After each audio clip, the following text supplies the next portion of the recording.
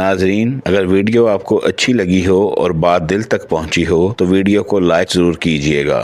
بسم اللہ الرحمن الرحیم۔ السلام علیکم ناظرین، امید کرتا ہوں کہ آپ خیریت سے ہوں گے۔ آئیے ویڈیو شروع کرنے سے پہلے نبی پاک صلی اللہ علیہ وآلہ وسلم پر درود اسلام پیش کریں۔ اللہم صلی علی محمد وعلی آل محمد۔ ناظرین، درود شریف پڑھنے سے دل روشن ہوتا ہے اور جو زبان نبی پر درود بھیجتی ہے وہ کبھی محرومی کا شکار نہیں ہوتی۔ ناظرین، آج جس موضوع پر ہم خواب کی تعبیر پیش کرنے لگے ہیں، ہر مسلمان کا خواب ہے کہ یہ خواب اسے آ جائے اور یہ سعادت اسے حاصل ہو۔ ناظرین کرام، خوابوں میں سب سے عظیم اور بابرکت خواب نبی کریم کی زیارت ہے، اور یہ وہ سعادت ہے جو ہر کسی کو نصیب نہیں ہوتی، اور جسے یہ نعمت مل جائے وہ واقعی بہت خوش نصیب ہوتا ہے۔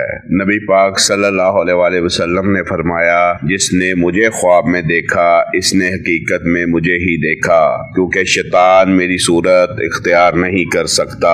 اب سوال یہ پیدا ہوتا ہے کہ آخر کن لوگوں کو نبی پاک صلی اللہ علیہ وآلہ وسلم خواب میں نظر آتے ہیں؟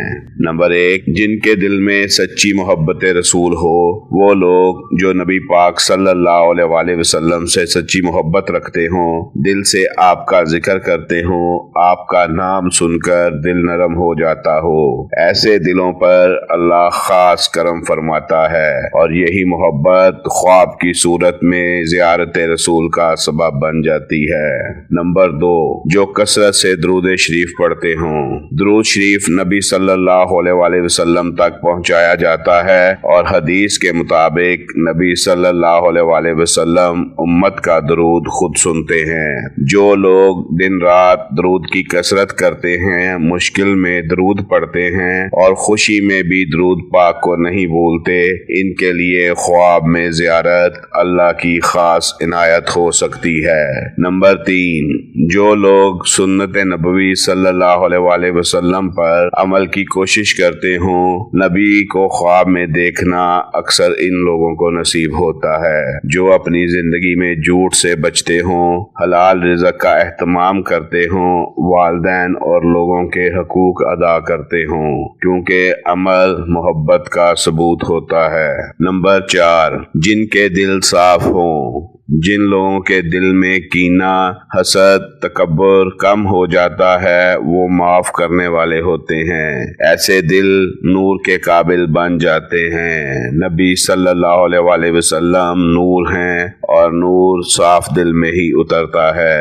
نمبر 5، جو آزمائش اور تکلیف میں صبر کرتے ہوں۔ کبھی کبھی بیمار، پریشان یا مظلوم لوگ صبر، دعا اور اللہ سے امید کے ساتھ نبی صلی اللہ علیہ وآلہ وسلم کو خواب میں دیکھ لیتے ہیں۔